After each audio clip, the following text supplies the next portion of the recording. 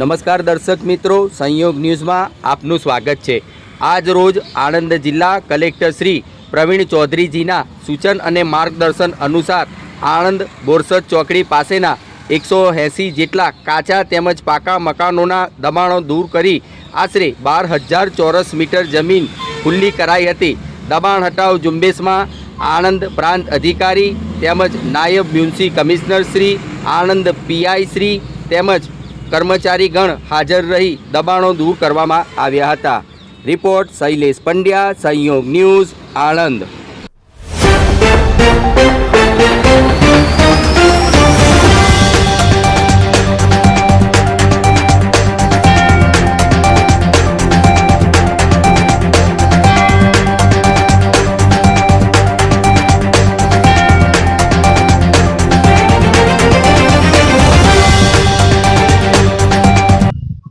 આજે બોરસદ ચોકડી પાસે જે સરકારી પડતર જગ્યા છે તેમાં નિયમાનુસારની કાર્યવાહી કર્યા બાદ અત્યારે અહીંયા ટોટલ 153 થી વધારે દબાણો તથા ભીમદેવપુરા વાળા વિસ્તારમાં બીજા 20 જેટલા દબાણો કરી કુલ 12,000 સ્ક્વેર મીટર જેટલી સરકારી જગ્યાઓ ખાલી કરવાની પ્રક્રિયા ચાલી રહી છે।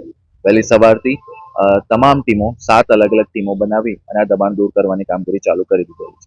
જી સર, આ સિવાય હજુ અન્ય જગ્યાઓ પણ દબાણ છે કે એના માટે શું કરવાનું? તમામ લોકોને ફરીથી અપીલ છે કે જે પણ સરકારી જમીનો પર જો આપનું કોઈ દબાણ છે તો તેને સ્વેચ્છાએ દૂર કરી દેવામાં આવે। તબક્કાવાર તમામ સરકારી જમીનો પરના દબાણોમાં નિયમ અનુસારની પ્રક્રિયા કરી અને તે દબાણ દૂર કરવાની પ્રક્રિયા હાથ ધરવામાં આવનાર છે।